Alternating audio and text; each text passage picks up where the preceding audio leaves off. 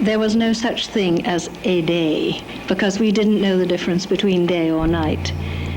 First of all, I worked underground. All operational stations were underground. So I rarely ever saw the light, except when I had the good fortune to have a few minutes that I could go up and have a look. A day would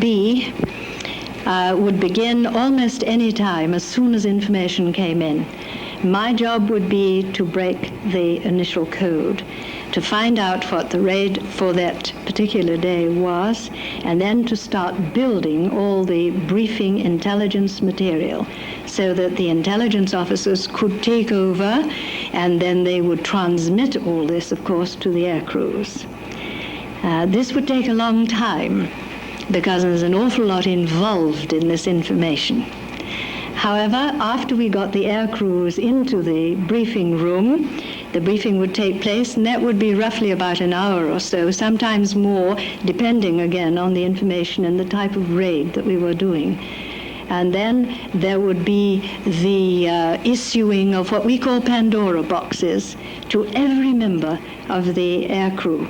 And these were boxes which had secret information in them, so that if they were unlucky enough to be shot down and they had to bail out, parachute, and if they were lucky enough also not to be taken prisoner, then the information in these Pandora boxes would permit them to get on foot through the country and probably back to England again.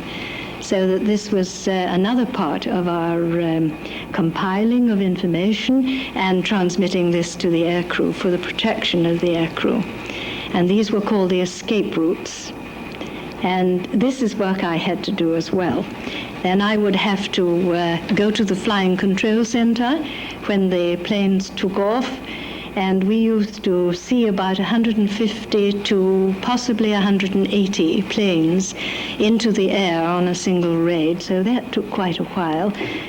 Usually we would go off a minute to a minute and a half between each plane, fully bomb-loaded, of course. And then after they were all off and in the air, independently setting their own routes now, according to the information that they had received, then they would be on their way to the target. And our job was now to compile all the interrogation material. I would have to wait for the first planes to come in on the radio, and then I would get their signal codes and list them as they came in and what condition they came in, because some of them, of course, were very, very badly beaten up. And some of them, as you might well imagine, didn't come back at all. And this was something we had to learn to live with, which was not very nice at all. And that's the ugly, ugly, horrible part of war. However, the next part was very important, the receiving of the air crew back to the intelligence center and the minute, detailed interrogation of every single member of the crew. And between us, we would then have to work for hours and hours and hours, going through each one of these crews, compiling all the briefing dossiers, the photographs, the bombing targets, whether they were correct or not, take all the computer, I was sort of computer in those days, it was a very, very simple one, the targets to see whether, of course, they were on target. They used to take mosaic shots of those, and then it was my job to compile all this and know exactly how well we had done. And we had to make a report on this. So there was hours and hours and hours of work even after they came back from the raid. So these were busy times with very little sleep, very little rest, and nothing else in one's life except being on duty when duty was called for. Sometimes we would get a few days off on what we call moon stand-downs.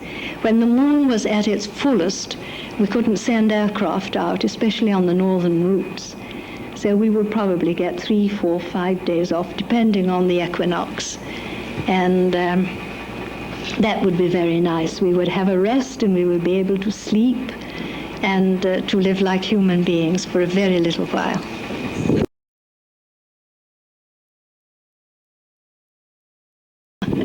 Well, yes, that's quite a question. I was in the very, very first batch of women conscripts, much to my family's great disgust, and much to my amazement, may I say.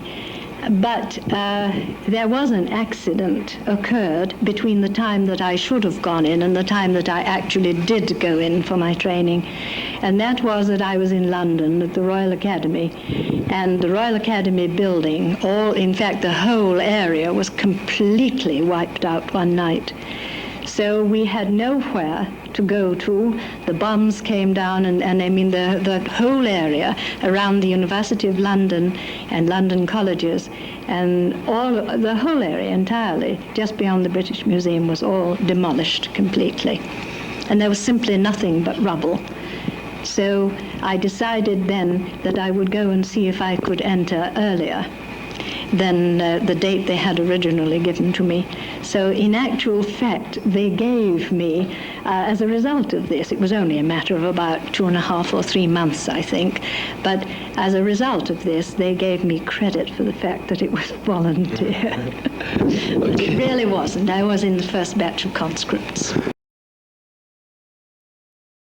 Oh, yes. Yes, in England, we call this, you call it boot camp here, and it's basic training, and yes, I'm afraid I did. I did indeed, and I hated every single minute of it, and I've got lots and lots of stories. Some of them are funny, and some of them are really quite pitiful, because really I wasn't very good at it, and I didn't want to be. And I wanted to get out of this area of my so-called induction into the Royal Air Force as fast as I possibly could. I didn't like any part of it. But we were tested, we were inoculated. I had 4 inoculations, I remember, 2 in each arm on one occasion, and I thought that was a dreadful indignity. They really didn't care too much about one's dignity. However, somebody spotted me eventually and invited me to do a rather long examination because they wanted to see if I was fit for, qualified for a certain job. And I had, of course, received, prior to this, a very good education. And so I went along, and I was horrified to find out that the arrangement was at 6:45 in the morning. And I remember entering the examination room absolutely outraged and totally on my dignity, and saying to everybody, "But I haven't had my breakfast." Whereupon all the gentlemen there thought that was about the funniest thing they'd ever heard. However, I sat down and I did this examination. It lasted about 3 hours, and then I had a very thorough investigation which lasted pretty well the rest of the day. And then they spirited me out of this dreadful place that I loathed so much, and they sent me to a place that is now extremely famous in books, and knowledge of it has only just come out within the last few years with the publication of The Enigma and The Ultra. And here in Bletchley, I was taught to break code, and I was given my code and cipher training. No, it wasn't. Well, I didn't think so, I'll tell you. I had to fly. There were many occasions on which I had to fly in my capacity as an intelligence officer. And so everyone, it's law, it's absolutely law, that if anyone flies, they have to know how to parachute, and they must carry a parachute. So I had to learn. And I learned exactly the same way as the air crew did. I was taken up in a basket, literally thrown down on the training site. And then we were taken up on training flights. And we had to jump out, of course. There was no mechanical pull as there is today. We had to go out on our own steam and on our own courage, and I'm afraid mine wasn't very marvelous. I had to be pushed out. The very first time I had to be pushed out, and I'm ashamed of that. But however, the next times were fine. I did it creditably well, I think. Oh yes. Oh yes. A great impact. Not only because of the manner of my service, but of the life and of the conclusion of my service.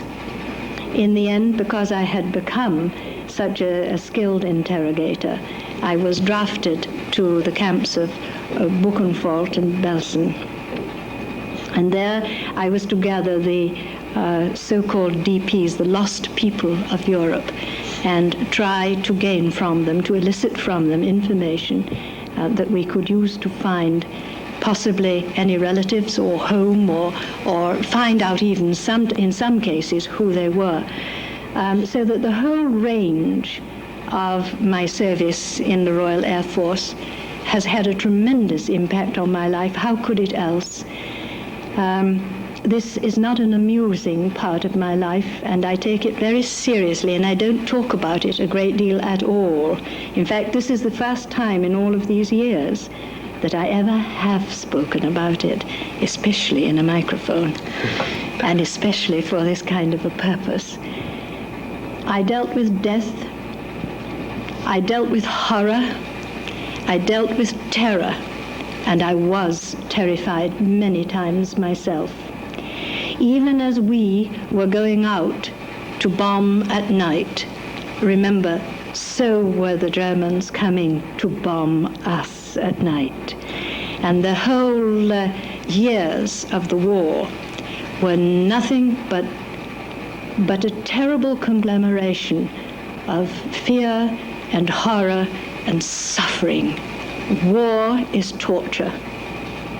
And I think anybody who glorifies it, like your John Wayne movies, are not doing a service to youth or to the future or to the world or to peace. I want no more part of war.